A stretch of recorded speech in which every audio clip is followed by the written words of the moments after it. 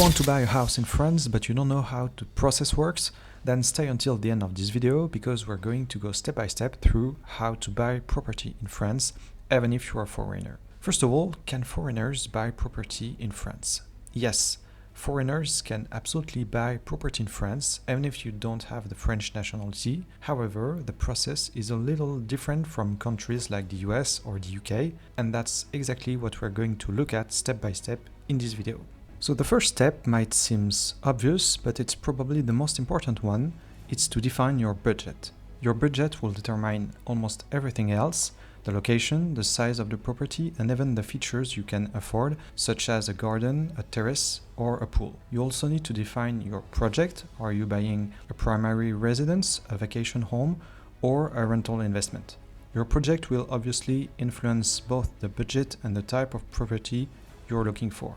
But one important thing to understand is that in France, the listed price of the property is not the total cost of the purchase. You also need to consider what are called notary fees. These usually represent around 7 to 8% of the price for older properties and around 2 to 3% for the new properties. In addition to that, you may also need to pay real estate agency fees, renovation costs, and local taxes. For example, if you buy a property for $300,000, you should expect to pay around 20 to 24K in notary fees on top of the purchase price. This is why it's very important to define your total budget before you even start searching for properties. The second step is choosing the location of your property. Do you want to live in a city or in the countryside? Do you prefer the south of France, the north, the mountains, or the seaside? France offers a huge variety of region and real estate markets, which means there are options for almost every lifestyle and every budget. But that can also make the decision a bit difficult. Your budget will help you narrow things down because some areas are much more expensive than others. For example, with a budget of 100K, you might be able to buy a large house with a garden in the countryside in some parts of central France. But in Paris, with the same budget, you might be able to buy like a cellar, and that's not even a joke. So once your budget is defined, it becomes much easier to identify the regions and cities that match your project. You should also think about your daily life criteria. Do you have a car, or will you rely on public transportation? Do you want to live close to shops, close to schools, close to large city? Because yes, there are very cheap houses in France, but they are often located far from cities and services. This can be a great advantage if you're looking for peace and quiet, but it can also be a constraint in everyday life. So once your budget and location are defined, you can finally start searching for properties and organizing visits. There are several ways to do this. You can search online on real estate platforms such as Leboncoin, SeLoger, PAP, Bien Ici, etc. And you can also contact local real estate agencies directly. One important thing to know is that in France, agencies don't always share all their listings with each other. This means that a property might appear with one agency but not another. That's why platforms like SeLoger are useful, because they gather many listings in one place. Once you identify properties that interest you, you can schedule visits.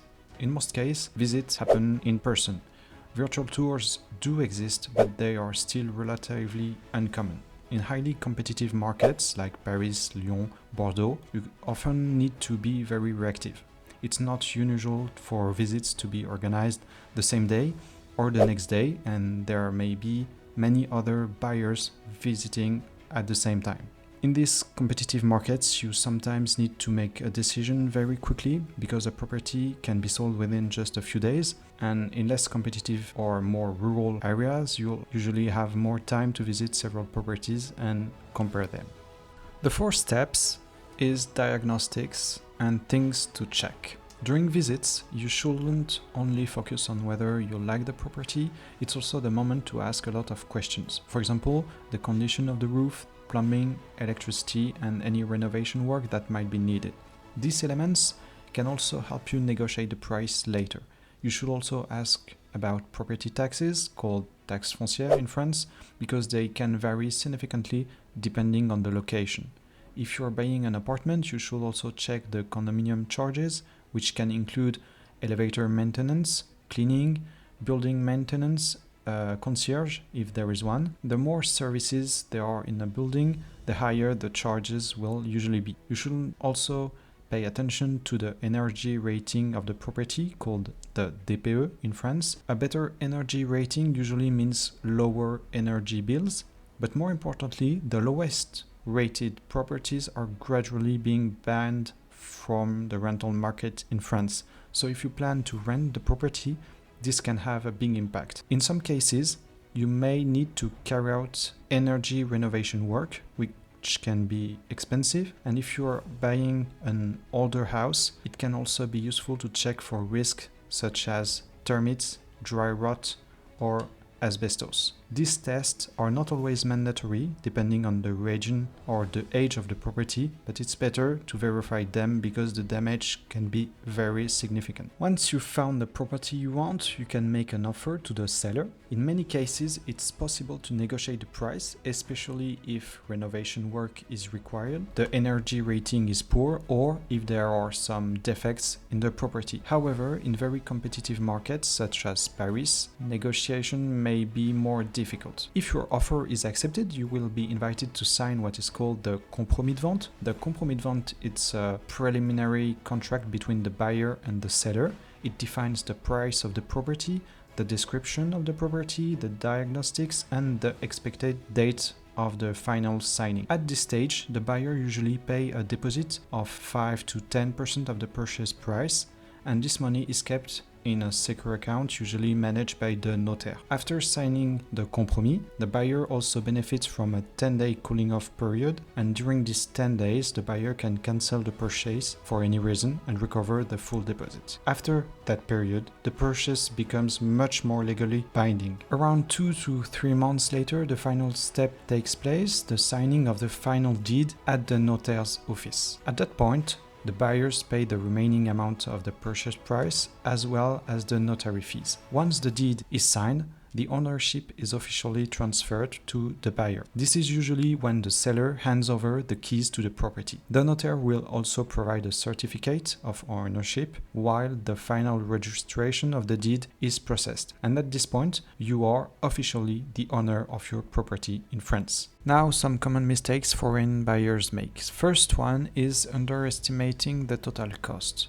When buying property, you don't just pay the listing price. You also need to consider notary fees, agency fees, renovation costs, property taxes, condominium charges. All these elements can add tens of thousands of euros to the final cost. The second one is not checking the diagnostics carefully, because this is especially important for older properties. Today, the worst energy rated properties are progressively being banned from the rental market, which means that if you plan to rent the property, you may need expensive renovation work. In some regions, there can also be termites or dry rot, which can cause serious structural damage. Third one is not checking property easements like servitudes. This is something many buyers forget, especially in rural areas. An easement means that another person has a legal right on parts of your property. For example, a right-of-way. You might buy a house with a large piece of land, but a neighbor may have the legal right to cross your land to access their property. Even though you own the land, you cannot block that access because the right is written in the legal documents of the property. Another mistake is not anticipating local taxes. Property taxes in France can vary a lot depending on the city. Sometimes it can be cheaper to live a few kilometers outside the city with significantly lower property taxes. Now, how long does the process take? The duration of the process depends on many factors. The longest phase is often the property search and the visits. Some people find their ideal property within a few weeks, while others may take more than a year. Once the property is found, the administrative process usually takes about 2 or 3 months, including finalizing the financing, legal checks by the notaire, and the final signing. Overall, the entire process can take anywhere from a few weeks to several months. So I hope this video was helpful for you, and please excuse my English. So if you enjoyed this video, don't forget to like and subscribe to the channel. It really helps the channel to grow, and see you in the next video.